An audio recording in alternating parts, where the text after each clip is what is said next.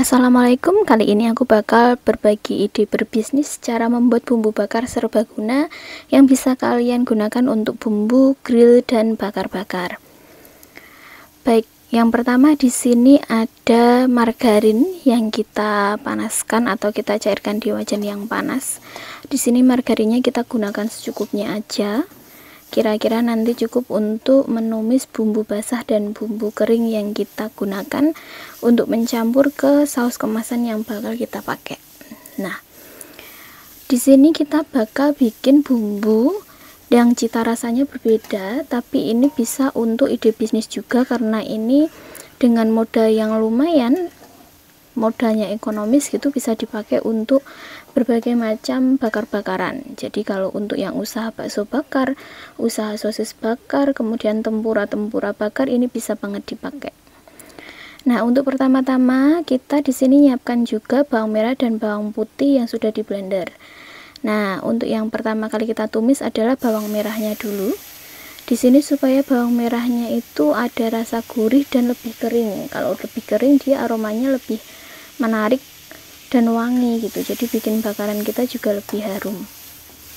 Selain itu, kalau misal kita tumis bareng sama bawang putih, biasanya mereka nggak bisa lebih kering ya, karena nanti bakal lengket atau bikin karamel gitu. Jadinya memang lebih baik ditumis dulu seperti ini. Kemudian nanti kalau sudah agak harum baru ditambah dengan bawang putihnya. Ini kameranya aku deketin biar kalian bisa lihat. Untuk proses tumisnya, nah ini margarinnya tidak usah terlalu banyak ya, nanti soalnya kalau misal terlalu banyak saat sausnya itu kita frozen itu bakal ada jendalan minyaknya gitu. Oke, ini kita tumis sampai harum, sedikit kering, kemudian apinya bisa kita lebih kecilkan sedikit supaya nggak gosong. Jadi memang dia diharapkannya itu keringnya kering yang harum ya, bukan gosong gitu. Nah, ini setelah airnya udah nggak ada, kemudian dia juga udah ada minyaknya keluar, artinya dia si bawang merahnya udah tertumis dengan baik. Kita osreng-osreng supaya merata.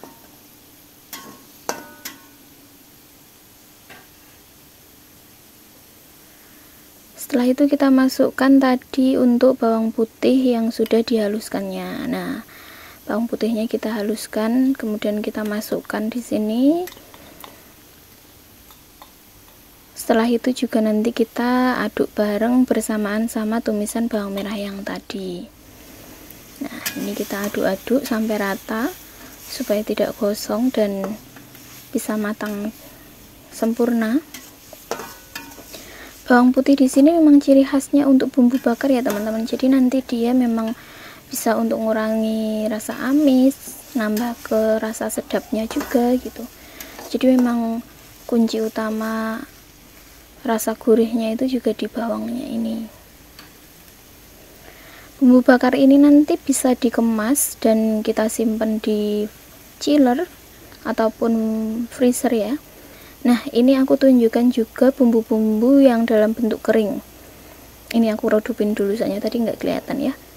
Baik, di sini ada paprika, ketumbar, kemudian lada, kaldu, dan bawang putih dalam kemasan bubuk semua. Gitu. Kita masukkan di sini. Kemudian apinya kita kecilkan karena nanti otomatis margarinnya bakal asat ya. Jadi margarinnya tuh bakal menyusut karena tadi kan bubuk-bubuk gitu loh. Jadi otomatis bikin kental. Apinya kita kecilkan dan ini kita aduk sampai tercampur, nggak ada yang menggumpal dari bubuk-bubuk tambahan yang kita masukkan tadi. Setelah itu bisa kita tambahkan gula jawa dan air sedikit sampai rata. Kita aduk-aduk kayak gini. Ini masih ada gula jawa yang belum larut, jadi dengan api kecil kita masak supaya dia lebih sedikit gampang larut, nanti saat dicampurkan itu tidak ada yang menjendal. Setelah itu kita masukkan saus tomat.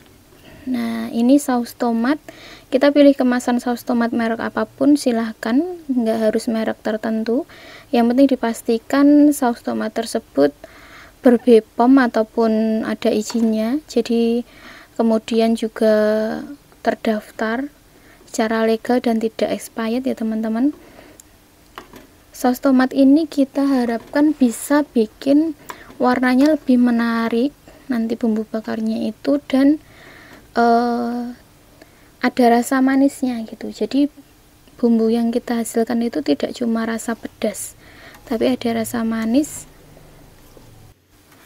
Selain rasa pedas, manis juga dirasakan. Di sini tuh ada rasa-rasa gurih, dan diharapkannya itu saus bakar yang kita bikin itu udah kental gitu. Jadi saus bakar di sini tidak ada penambahan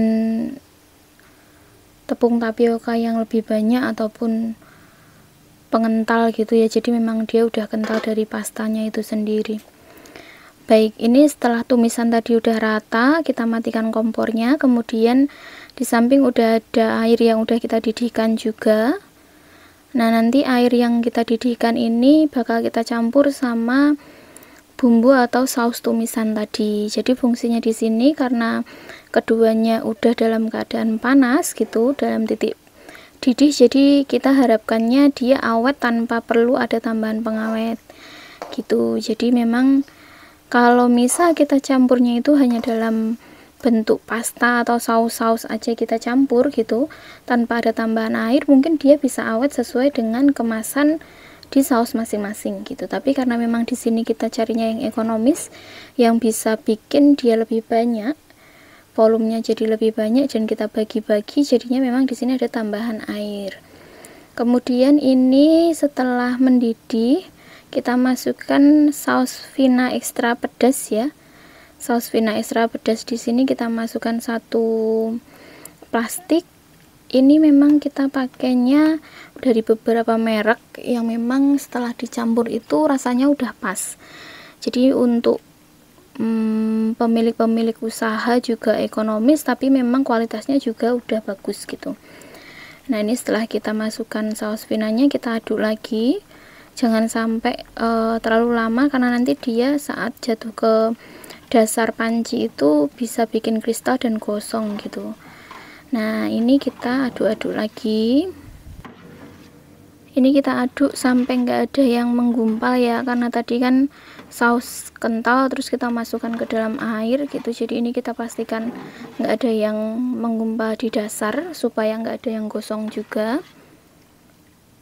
Gini kita aduk-aduk sampai kiranya dia udah larut, dan kita bisa siapkan saus selanjutnya yang bakal kita masukkan ke dalam rebusan ini gitu.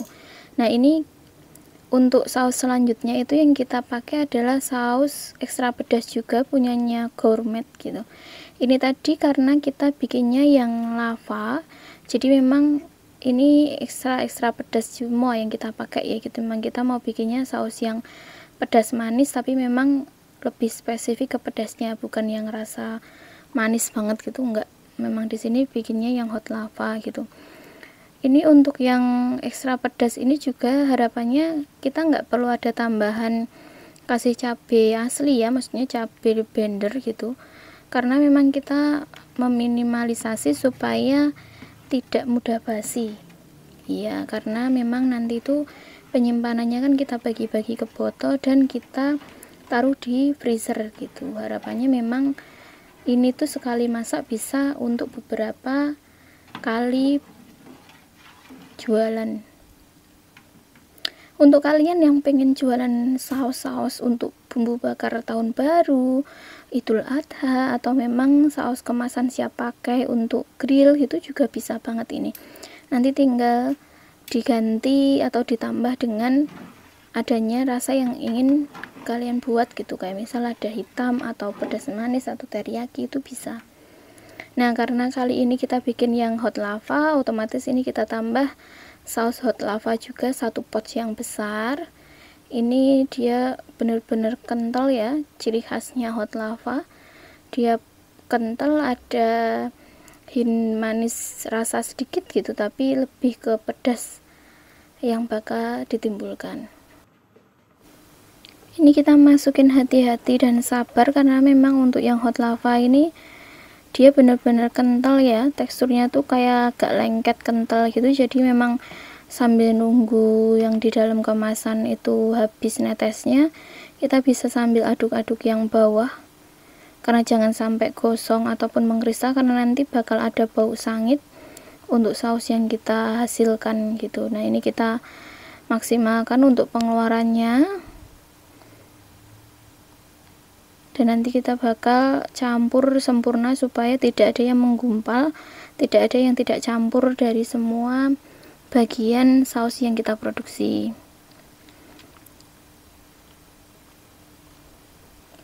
Ini kita aduk terus sampai nanti dia benar-benar mendidih gitu.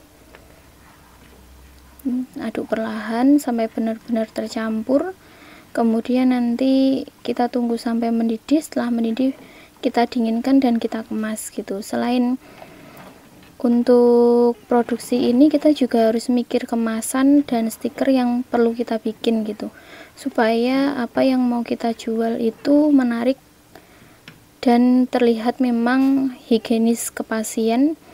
Kita jual kualitas juga, jadi tidak hanya saus-saus biasa gitu. Di sini memang yang kita pakai mayoritas brand-brand yang lumayan terkenal dan memang dijamin BPOM gitu. Terakhir ini kita masukkan saus barbecue. Setelah itu kembali kita aduk. Di sini aduknya sebisa mungkin rata ya, jangan sampai ada yang menggumpal. Itu dilihat kan, itu di ujung pengaduknya itu tadi ada yang mengkristal, itu karena memang pas datang ataupun kecampur itu nggak langsung diaduk gitu. Itu sebisa mungkin harus diratakan. Setelah itu, setelah mendidih, nanti kita dinginkan. Nah, untuk contoh kemasan yang saya jual itu seperti ini ya teman-teman. Ini kemasan 250 ml. Kemudian saya buat stikernya juga. Terus setiap rasanya itu saya spidol gitu. Setelah itu saya segel. Nah, kemudian tipsnya juga ini harus udah keadaan dingin ya, supaya nggak merusak kemasan, dan saat dimasukkan ke chiller atau kulkas pun juga tidak rusak gitu.